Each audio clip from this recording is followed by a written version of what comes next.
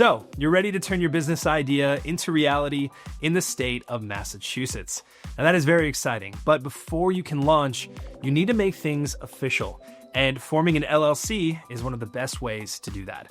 Now, I know that the legal stuff can feel overwhelming, but don't worry, starting an LLC in Massachusetts is easier than you think. And I'm here to walk you through it. If that sounds good, hit that like button, subscribe, and let's jump right in. Before you start filing any of your paperwork, you need to pick a name for your LLC. But Massachusetts has some rules. Your business name must include Limited Liability Company or LLC. And to avoid any mix-ups, it cannot be too similar to another registered business in the state. Now, the easiest way to check is to head over to the Massachusetts Secretary of the Commonwealth's Business Name Search tool and see if your name is available. Now, if it is, but you're just not ready to file yet, you can reserve it for 60 days for a $30 fee. Every Massachusetts LLC must have a registered agent. This is the person or company responsible for receiving legal documents for your business. Now, you can be your own registered agent, but you must have a physical address in Massachusetts, doesn't mean a P.O. box.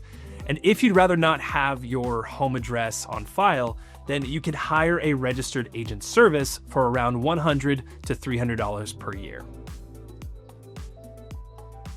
Once you have your business name and registered agent ready, it's time to file the Certificate of Organization with the Massachusetts Secretary of the Commonwealth. This document legally creates your LLC and includes details like your business name, your registered agent's info, and your LLC's management structure. You can file online or by mail, and the filing fee is $500. Online applications get processed faster, so if you're in a hurry, that's probably the best option.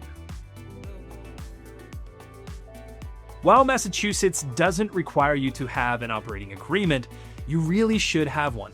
And this document lays out things like who owns the business, how profits and losses are split, and what happens if a member leaves.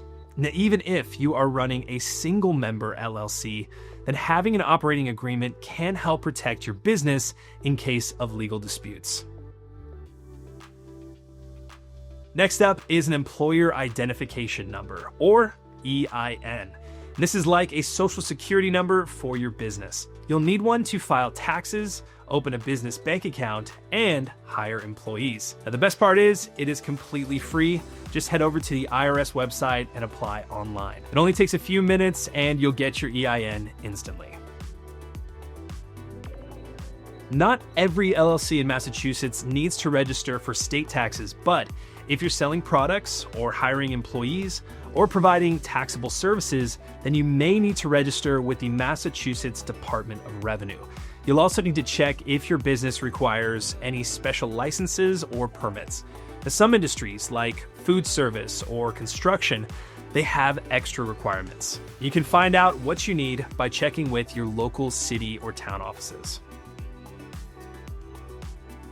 Massachusetts requires all LLCs to submit this annual report every year to keep their business in good standing.